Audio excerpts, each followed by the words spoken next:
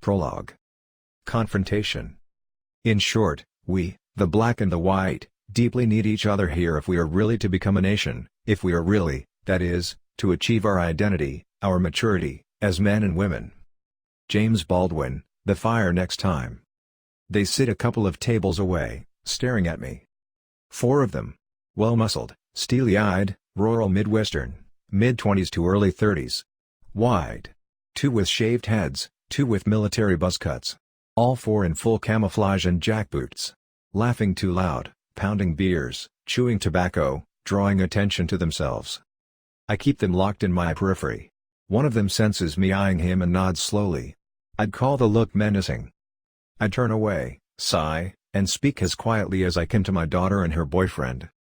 Don't look, but across from us, a couple of tables down, we have 4 gentlemen who have been staring at me this whole time. I wait a beat while Amanda glances over. When she turns back, her eyes narrow and she shakes her head, not understanding. Things happened, I say. People didn't always agree with me. I knew at some point I would be confronted in public.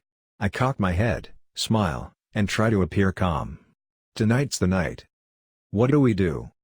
I want you guys to walk out the door. If anything happens, I catch myself. Don't worry. I'll be okay. Amanda's eyes widen slightly, sparkle. Maybe I should call Mom. I laugh. I'm a 27-year veteran of the Missouri State Highway Patrol, I go 6'2", 240, and my daughter's telling me to call my wife. She has a way of diffusing even the most difficult situations. I gently squeeze Amanda's hand, and she doesn't argue. Gathering her purse, cell phone, and scarf, and with a minimum of clatter and scraping of chairs, she and her boyfriend exit the sports bar. I sip my Pepsi and wait. For a fleeting second, I consider calling for backup, but I immediately dismiss the thought. I'm in this alone. This confrontation is about me, my actions, my decisions, and, I expect, about both the color of my uniform and the color of my skin. Adrenaline revving, I signal the waitress for the check. She holds up a finger, and after clearing some dishes from another table, arrives at my side with her hands shoved into the pockets of her uniform. All taken care of, she says. I stare at her for what must be a solid 10 seconds, and she starts to laugh. Somebody paid your bill. Really? Who? She shrugs. The party wants to remain anonymous. I scan the entire restaurant. I don't recognize anyone. Nobody makes eye contact with me. I look up at the waitress. Come on, tell me. She pokes her finger out of her pocket and subtly points behind her.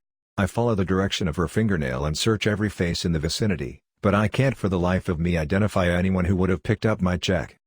I don't see where you're pointing, I say. She rolls her eyes, tightens her lips, and speaks like a ventriloquist, the 4 guys over there. Those guys? I don't remember getting to my feet or walking over, but I find myself standing at their table. They pause their conversation and look up at me. I'm sorry to interrupt your dinner, I say. I just wanted to thank you for paying my bill. One of the guys smiles and looks away. Another one taps his fingers on the table. You're welcome, he says. But why? We live here, the finger tapper says. We appreciate what you've done. Thank you, I say again. Sincerely. Then, one by one, I shake their hands. I return to my table, pick up my cell phone, and head toward the exit. Halfway to the door, I stop and look back at the 4 guys who bought dinner for my daughter, her boyfriend, and me. 4 young white guys with shaved heads, dressed in full camouflage and jackboots, laughing too loud and pounding beers. The last guys I ever would have expected. I feel embarrassed. And I feel small. I've had the confrontation I expected.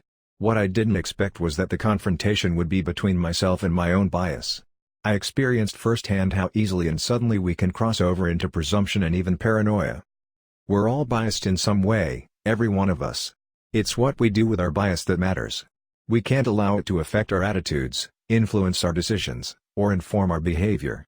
Instead, we must acknowledge it. We must be humbled by it.